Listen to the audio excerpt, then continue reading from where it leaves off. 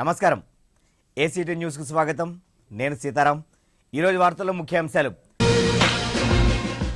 దసరా ఉత్సవాలపై ఉగ్ర గురి, నిఘా వర్గాల హెచ్చరికలతో ఢిల్లీలో హై అలర్ట్. అవినీతిలో తప్ప అభివృద్ధిలో ఇన్నోవేషన్ తెలియని వైసీపీ, సీఎం చంద్రబాబు నాయుడు విసురులు. సీఎం తనయుడు లోకేష్ భూదందా, వైకాపా జిల్లా అధ్యక్షుడు అమర్నాథ్ ఆరోపణ. గిరిజన సలహా మండలిని ఏర్పాటు చేయాలి, Paderu MLA Giddi Eshwar demand. Private వర్సిటీల ఏర్పాటు లాభదాయకమే, నాన్ టీచింగ్ ఉద్యోగుల సదస్సులో ఏయువిసి. ఇక వార్తల్లోని వివరాల్లోకి వెళ్దాం. దసరా ఉత్సవాల్లో ఉగ్రవాదులు దాడులకు తెగబడే అవకాశం ఉన్నట్లు నిఘా వర్గాలు హెచ్చరించాయి. దీంతో దేశ రాజధాని ఢిల్లీలో హై అలర్ట్ ప్రకటించారు. భద్రతను పటిష్టం చేశారు. ఇటీవల కొంతమంది ఉగ్రవాదులు ఢిల్లీ వైపు కదిలినట్లు సమాచారం. ఢిల్లీ పోలీస్ శాఖలోని స్పెషల్ వెపన్స్ అండ్ టాక్టిక్స్ బృందం అప్రమత్తమైంది. సరిహద్దుల్లో భారత్ ఆర్మీ నిర్వహించిన సర్జికల్ స్ట్రైక్స్కు ప్రతీకారం తీర్చుకోవాలని కొన్ని ఉగ్రవాద సంస్థలైతే ప్రయత్నిస్తున్న నేపథ్యంలో Rashtrapati Bhavan, parliament house, CM Kejriwal కార్యాలయం, ఇండియా గేట్, విమానాశ్రయాలు, కేంద్ర ప్రభుత్వ కార్యాలయాలు, ప్రధాన కూడళ్లు, ఆలయాల వద్ద గట్టి భద్రతా ఏర్పాట్లు చేశారు. ప్రతిపక్ష పార్టీ వైసీపీకి అవినీతిలో తప్ప అభివృద్ధిలో ఇన్నోవేషన్ తెలియదని సీఎం చంద్రబాబు నాయుడు ఎద్దేవా చేశారు. గుంటూరులో రెండో రోజు కొనసాగిన టీడీపీ శిక్షణ తరగతుల్లో బాబు ప్రసంగించారు. ప్రస్తుత ప్రపంచంలో ఇన్నోవేషన్దే ప్రధాన భూమికని గుర్తు చేశారు. ఒక ఆలోచన యావత్ ప్రపంచాన్నే మార్చేస్తుందన్నారు. టెక్నాలజీలో ముందుంటే యావత్ ప్రపంచం మనం ముందుంటుందని తెలిపారు. ప్రస్తుతం వ్యర్థం నుండి సంపదను సృష్టిస్తున్నట్లు తెలిపారు. గతంలో చెత్త నుంచి విద్యుత్ తయారు చేయడం ఒక ఇన్నోవేషన్ అని పేర్కొన్నారు. రాష్ట్రంలో 10 ఇన్నోవేషన్ ప్లాంట్లను నెలకొల్పుతున్నట్లు చంద్రబాబు నాయుడు వెల్లడించారు. తండ్రి ముఖ్యమంత్రి పీఠాన్ని అడ్డం పెట్టుకుని చంద్రబాబు నాయుడు తనయుడు నారా లోకేష్ చక్రం తిప్పుతున్నాడని వైఎస్ఆర్ కాంగ్రెస్ పార్టీ జిల్లా అధ్యక్షుడు గుడివాడ అమర్నాథ్ ధ్వజమెత్తారు. జగదాంబ పార్టీ కార్యాలయంలో ఏర్పాటు చేసిన మీడియా సమావేశంలో ఆయన మాట్లాడారు. ప్రముఖ గాంధేయవాది అన్నా హజారే తమ్ముడినని గొప్పలు చెప్పుకుంటున్న ముఖ్యమంత్రి చంద్రబాబు నాయుడు, అతని తనయుడు నారా లోకేష్ వారి అనుచరులతో కలిసి విశాఖలో 1000 కోట్లకు పైగా విలువ చేసే ప్రభుత్వ భూమిని కబ్జా చేసే పనిలో పడ్డారని ఆరోపించారు. సర్క్యూట్ హౌస్ కొండ ప్రాంతం సుమారు 60 ఎకరాల ప్రభుత్వ భూమిని నారా లోకేష్ ప్రోద్బలంతో 52 మంది తెలుగుదేశం పార్టీకి చెందిన ముఖ్య నేతల పేరిట రిజిస్ట్రేషన్లు కూడా పూర్తి చేసేందుకు రంగం సిద్ధమైందని చెప్పారు. ప్రభుత్వ స్థలాలు అన్యాక్రాంతం కాకుండా కాపాడుకోవలసిన గురుతర బాధ్యత ప్రతిపక్ష పార్టీ నేతలుగా స్థానికులుగా తమకుందన్నారు. నారా లోకేష్ అతని ముఖ్య అనుచరుల కబ్జా కాండ నుండి సర్క్యూట్ హౌస్ కొండ ప్రాంత ప్రభుత్వ భూమిని రక్షించుకుంటామని ఉద్ఘాటించారు. దీనిపై ఎంతటి పోరాటానికైనా వెనుకాడేది లేదని ఆయన స్పష్టం చేశారు. విశాఖపట్నంకు ఉన్నటువంటి క్రెడిబిలిటీ కానీ మనందరికీ తెలుసు. అటువంటి విశాఖపట్నం నగరంలో ప్రధానమైనటువంటి ప్రాంతంలో విశాఖపట్నాన్ని నగరాన్ని ఒక పిక్చర్ తీసుకొని మధ్యలో చొక్కబెడితే నగరం నడిబొడిన ఉన్నటువంటి స్థలం దాదాపు 1000 నుంచి 1500 కోట్లు విలువ చేసేటువంటి స్థలాన్ని తన మనుషుల చేత ఈరోజు దోచుకోవడానికి సాక్షాత్తు ఈ రాష్ట్ర ముఖ్యమంత్రి కొడుకు లోకేష్ పూనుకున్నాడు అన్నటువంటి విషయం ఈ రాష్ట్ర ప్రజల దృష్టికి తీసుకురావడానికి ఈ సమావేశం ఏర్పాటు చేయడం జరిగింది. దానికి సంబంధించినటువంటి పూర్తి ఆధారాలతో మీ అందరి ముందు పెట్టాలన్నటువంటి ఆలోచనతో మిమ్మల్ని అందరూ కూడా పిలవడం జరిగింది. ఏది కూడా నేను చూపించేటటువంటి ప్రతి ఆధారం, ప్రతి పేపర్ కూడా పూర్తిగా ప్రభుత్వం దగ్గర నుంచి తీసుకున్నటువంటి సమాచారంతోనే మాకున్నటువంటి అనుమానాలు, అలాగే ఈ రాష్ట్ర ప్రభుత్వం కానీ అధికారులు కానీ సమాధానం చెప్పాల్సినటువంటి అవసరం వీటి మీద ఉంది. చంద్రబాబు నాయుడు గారికి అత్యంత సన్నిహితంగా ఉండేటువంటి వ్యక్తులు లోకేష్ గారికి అత్యంత సన్నిహితంగా ఉండేటువంటి మనుషులందరూ కూడా దాదాపు 54 మంది ఆ రోజు వరకు లేనటువంటి రిజిస్ట్రేషన్లు పేర్లతో సహా ఎవరైతే కోర్టులకు వెళ్ళి ఇది ఎలాగా లోకేష్ గారి తాలూకా చలవతో ప్రభుత్వం వైపు నుంచి ఏ ఒక రకమైనటువంటి ఒత్తిడి లేకుండా ప్రభుత్వం వైపు నుంచి ఏ రకమైనటువంటి కేసులు వేయకుండా రాష్ట్ర ప్రభుత్వం గిరిజన సలహా మండలిని ఏర్పాటు చేయకుండా కాలయాపన చేస్తోందని పాడేరు శాసనసభ్యురాలు గిడ్డి ఈశ్వరి మండిపడ్డారు. ఆంధ్రప్రదేశ్ ఆదివాసీ వికాస్ పరిషత్ శాఖ ఆధ్వర్యాన రామాటాకీస్ దగ్గరలో గల అంబేద్కర్ భవన్లో నిర్వహించిన ఆదివాసీ మహాసభలో ఆమె గౌరవ అతిథిగా పాల్గొన్నారు. ఈ సందర్భంగా మీడియాతో ఆమె మాట్లాడారు. గిరి పుత్రికగా జన్మించినందుకు గర్వపడుతున్నానని పేర్కొన్నారు. రాజ్యాంగం కల్పించిన హక్కు ప్రకారం చట్టసభకు ఎన్నికై జాతి సంక్షేమం కోసం అసెంబ్లీలో ప్రశ్నించే అవకాశం తనకు దక్కిందని చెప్పారు. గిరిజనులంతా వైఎస్ఆర్ కాంగ్రెస్ పార్టీ వైపు నిలిచినందునే రాష్ట్ర ప్రభుత్వం ఇప్పటి వరకు గిరిజన సలహా మండలిని నియమించలేదని ఆరోపించారు. గిరిజన సంక్షేమ శాఖకు గిరిజనుడిని మంత్రిగా నియమించకపోవడం గమనార్హమన్నారు. ఏజెన్సీ ప్రాంతంలో బాక్సైట్ తవ్వకాలను వైకాపా వ్యతిరేకించినందునే కేంద్ర రాష్ట్ర ప్రభుత్వాలు వెనకకు తగ్గాయని గుర్తు చేశారు. గిరిజనుల అభివృద్ధికి సంక్షేమానికి ఆదివాసీ మహాసభ ఎంతగానో ఉపయోగపడుతుందన్న ఆశాభావాన్ని ఆమె వ్యక్తపరిచారు. మొత్తం ప్రపంచమంతా ఆదివాసీల శాతం జనాభా ప్రాతిపదికన పెరుగుతూ ఉన్నారు. గతంలో అయితే జనాభా తక్కువగా ఉండేవారు, కానీ ఇప్పుడున్నటువంటి పరిస్థితుల్లో జనాభా కూడా పెరుగుతూ ఉన్నారు. అందులో ఆంధ్రప్రదేశ్ ఈరోజు విడిపోయినటువంటి ఆంధ్రప్రదేశ్లో ముఖ్యంగా 7 నియోజకవర్గాలలో షెడ్యూల్ ప్రాంతాలైనటువంటి ఆదివాసీ ప్రాంతాలు, ఆ 7 నియోజకవర్గాల నుంచి కూడా ముఖ్యంగా చట్టసభలకు వెళ్ళినటువంటి ఎమ్మెల్యేలు ఉన్నాం, అలాగే ఎమ్మెల్సీ కూడా ఉన్నాం. మరి ఇటువంటి పరిస్థితుల్లో ఈ ఆంధ్రప్రదేశ్లో మరి మా ఆదివాసీలకి ఇంకా మా హక్కుల్ని చట్టాలని మేము ఏ విధంగా కాపాడుకోవాలి, అలాగే ప్రస్తుతం ఉన్నటువంటి పాలక ప్రభుత్వాలు ఆదివాసీల మీద ఎటువంటి దృష్టి సారిస్తుంది, మన ఆదివాసీలకు రావాల్సిన హక్కులు చట్టాల గురించి అవగాహన చేసుకునే ఈ సమావేశం ముఖ్యంగా దీంట్లో ప్రధాన ఎజెండాగా బాక్సైట్ ఖచ్చితంగా గిరిజనులందరూ ఏకమవుతాం, మాకున్నటువంటి గిరిజన సంస్కృతిని పరిరక్షించుకుంటూ మాకున్నటువంటి హక్కులను చట్టాలని కాపాడుకుంటూ ఏదైతే ప్రధానంగా ఈ రోజున్నటువంటి బాక్సైట్ని ఎదుర్కొంటాం. 97 జీవోని పూర్తిగా వాళ్ళు రద్దు చేసేదాకా పోరాటం చేస్తాం. రాష్ట్రంలో ఎన్ని ప్రైవేటు విశ్వవిద్యాలయాలు ఏర్పడ్డా వాటి ప్రభావం ప్రభుత్వ విశ్వవిద్యాలయాలపై ఉండబోదని ఆంధ్ర యూనివర్సిటీ ఉపకులపతి ప్రొఫెసర్ జి నాగేశ్వరరావు అన్నారు. ప్రైవేటు విశ్వవిద్యాలయాల స్థాపన, ప్రభుత్వ విశ్వవిద్యాలయాల పటిష్టత, ఉద్యోగుల భవిత అనే అంశంపై ఆంధ్ర యూనివర్సిటీలోని వైవిఎస్ మూర్తి ఆడిటోరియంలో all universities non teaching employees association నిర్వహించిన రాష్ట్ర సదస్సును ఉద్దేశించి ఆయన మాట్లాడారు. ప్రైవేటు విశ్వవిద్యాలయాల ఏర్పాటు ఆహ్వానించదగ్గదేనని అన్నారు. పోటీతత్వం పెరిగి మరిన్ని ఉన్నత ఫలితాలు సాధించే అవకాశం ఉంటుందని అభిప్రాయపడ్డారు. ఈ సదస్సులో రాష్ట్ర ఉన్నత విద్యామండలి ఉపాధ్యక్షులు P Vijayaprakash, Andhra university registrar Velagapudi Umamaheswara Rao, పలువురు ప్రొఫెసర్లు, నాన్ టీచింగ్ ఉద్యోగ సంఘాల ప్రతినిధులు వాకా కోటిరెడ్డి, సుబ్రహ్మణ్యం తదితరులు పాల్గొన్నారు. ప్రైవేట్ యూనివర్సిటీస్ ఆంధ్రప్రదేశ్లో వస్తున్న సందర్భంగా ఇప్పుడున్న ప్రభుత్వ యూనివర్సిటీ యొక్క ఎంప్లాయీస్ భవిష్యత్ ఏమిటి, యూనివర్సిటీస్ భవిష్యత్ ఏమిటి, దీనిలో ఎంప్లాయీస్ పాత్ర ఏమిటి అనే దాని మీద చర్చ జరుగుతుంది. ఎంప్లాయీస్ యొక్క నాన్ టీచింగ్ ఎంప్లాయీస్ యొక్క ఉద్దేశం ఏమిటంటే ఈ ప్రైవేట్ యూనివర్సిటీస్ వస్తున్న నేపథ్యంలో వాళ్ళ భవిష్యత్ ఏమిటి, పర్మనెంట్ ఎంప్లాయీస్ని తీసుకుంటారు లేదా ఎలా తీసుకుంటారు అనే దాని మీద చర్చ జరుగుతుంది.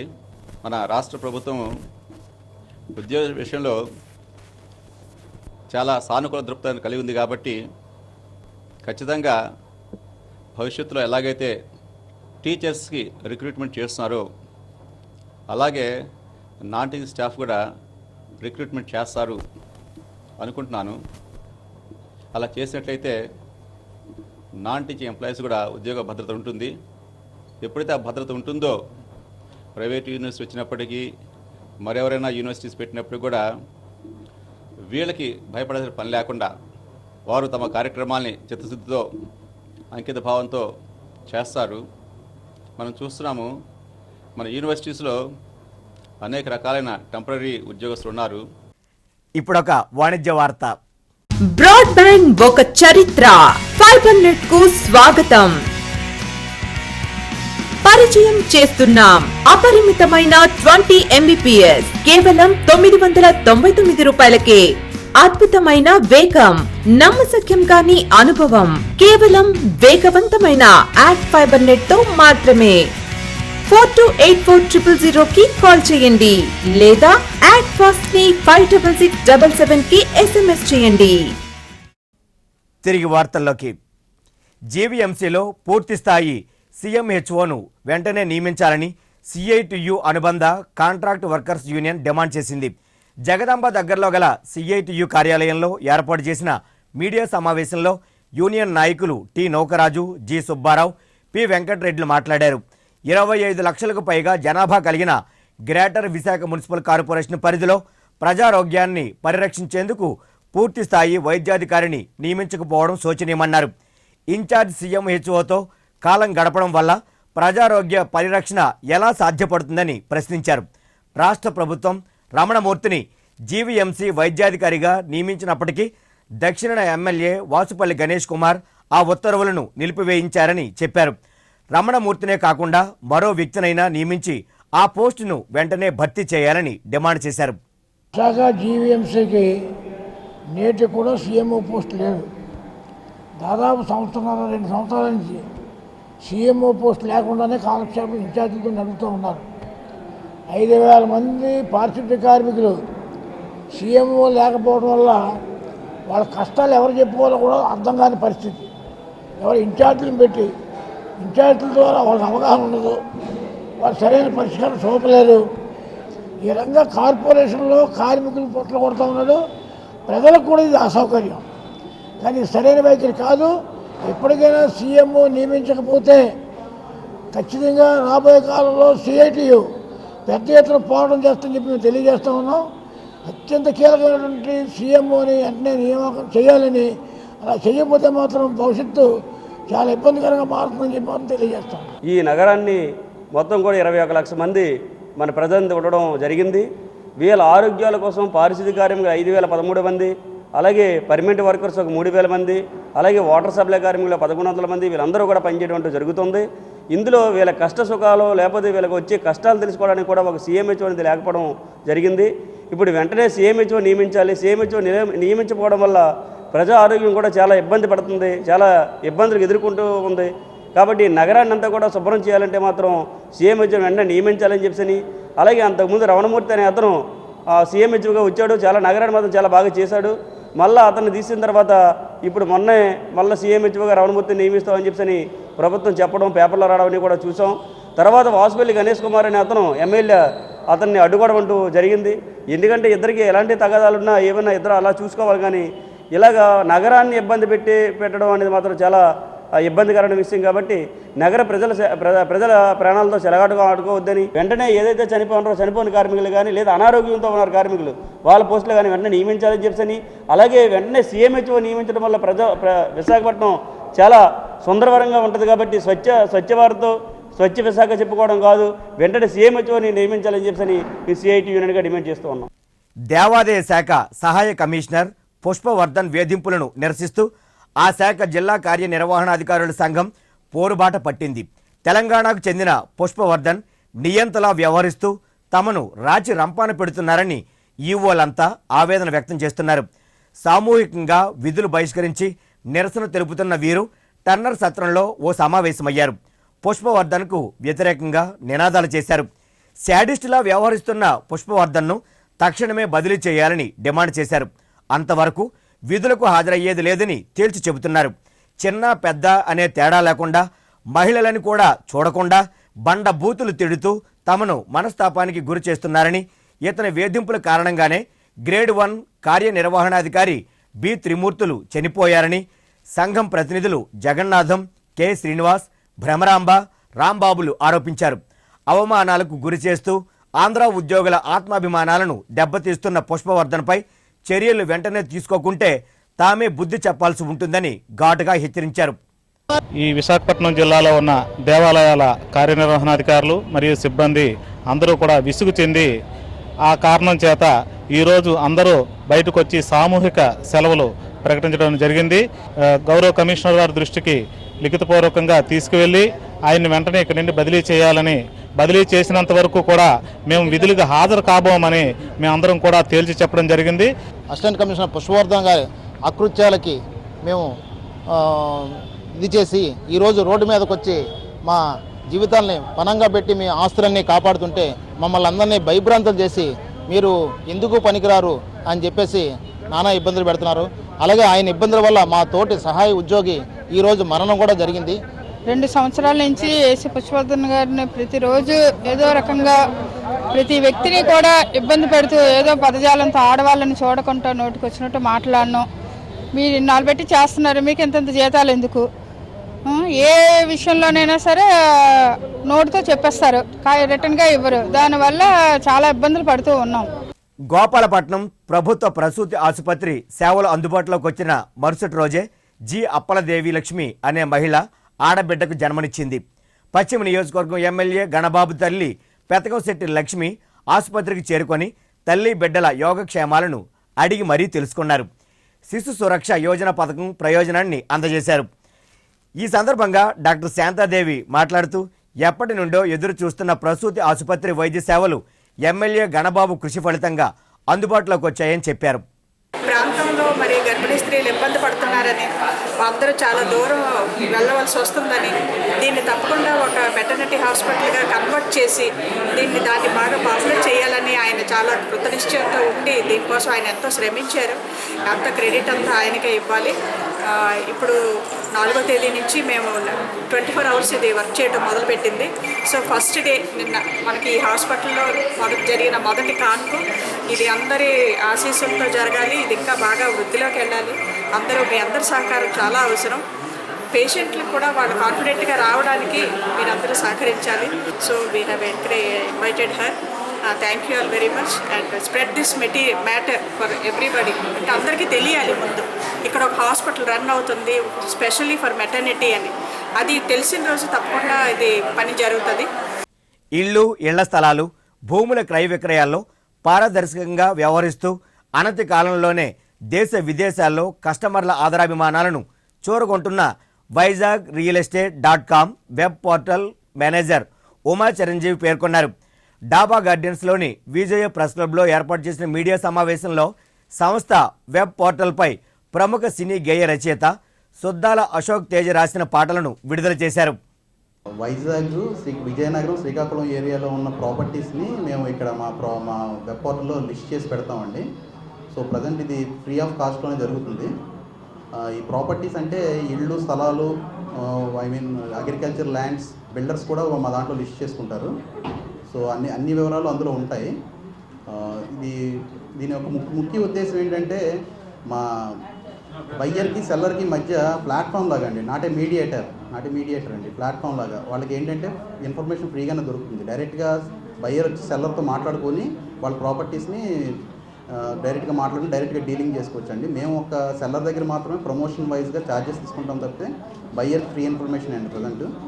దాని గురించి మేము చేస్తున్నాము. సో ఈ యొక్క ప్రెస్ రిలీజ్ పెట్టడానికి ముఖ్య ఉద్దేశం ఏంటంటే మేము మొన్న మేలో గ్రాండ్ రిలీజ్ చేసాం దీన్ని. జీవీఎంసీ 36వ వార్డు పరిధి రామ్మూర్తి పంతులపేట వద్ద నిర్మించిన 10 పడకల ఆసుపత్రిని తక్షణమే అందుబాటులోకి తీసుకురావాలని సిపిఎం పార్టీ కంచరపాలెం జోన్ నాయకులు డిమాండ్ చేశారు. ఈ మేరకు స్థానిక బిఎన్ఆర్ భవన్లో గోడ పత్రికను ఆవిష్కరించారు.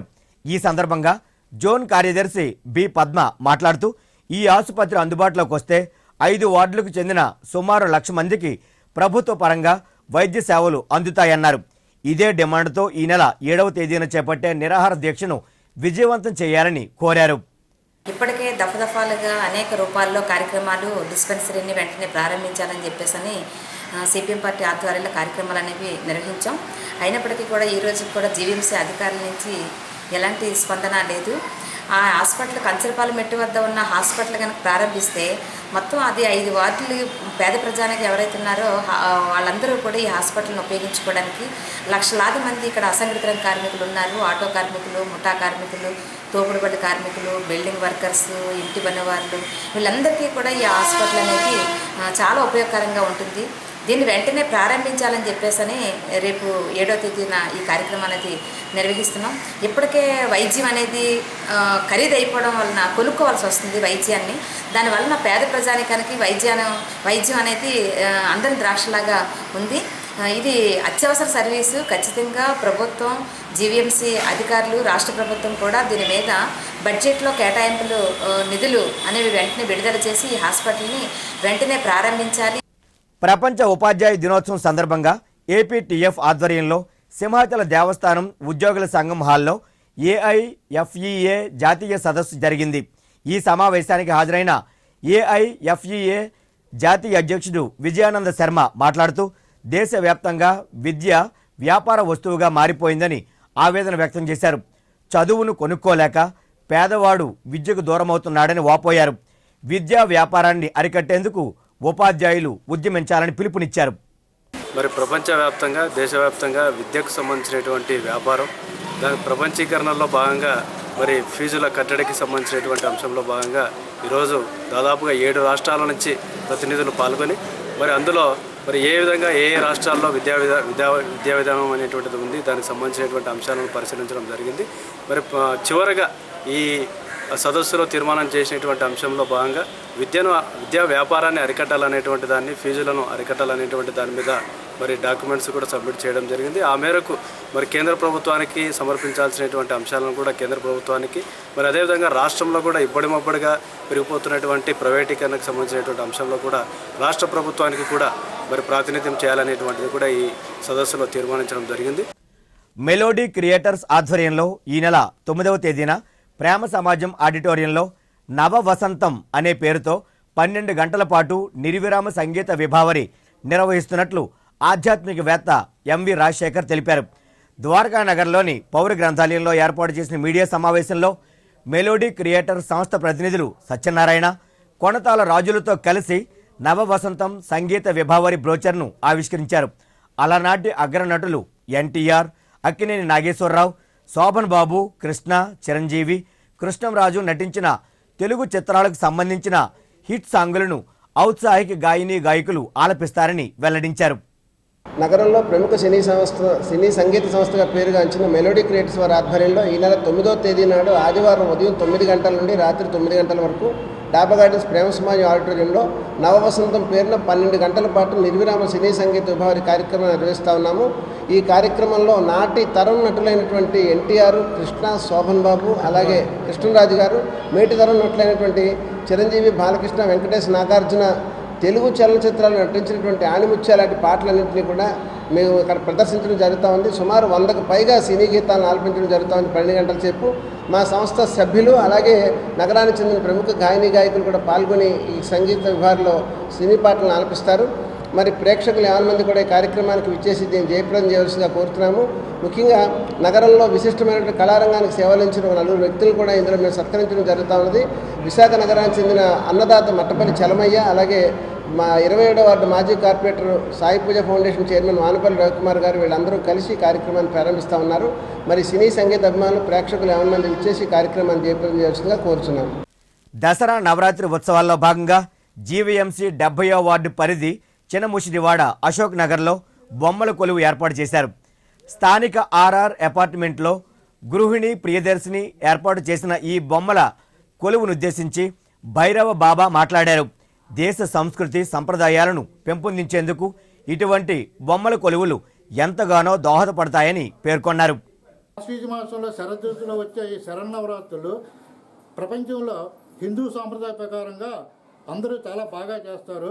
దీనివల్ల ఏంటంటే దుష్ట శిక్షణ, శిష్ట రక్షణ కోసము అమ్మవారు ఉద్భవించి ఈ నవరాత్రుల్లో ఒక్కొక్క రోజు ఒక్కొక్క రూపంతో వచ్చి బాల్య యౌవన కౌమారతో ఇందులో అనేకమైన ధర్మాల రీత్యా తాంత్రికం, యోగం అనేక రీత్యా కూడా ఈ యొక్క పూజలు అమ్మవారు సంతృప్తిపరిచి ఈ యొక్క పూజలు చేయడం వల్ల ఆయురారోగ్యాలు భోగభాగ్యాలతో సదా 50 మంది సర్వే జన సుఖినోభవంతో ఉండాలని ఆశీర్వదిస్తూ ఈ అమ్మవారి యొక్క పూజలు ఈ కలియుగంలో కూడా ఇప్పుడు ఈ కాలంలో కూడా ఎంతో దివ్యంగా బాగా ప్రజలందరూ చేస్తున్నారు.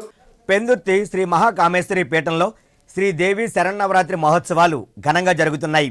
ఈ నేపథ్యంలో అమ్మవారిని గజలక్ష్మీ దేవిగా విశేష అలంకరణ చేశారు.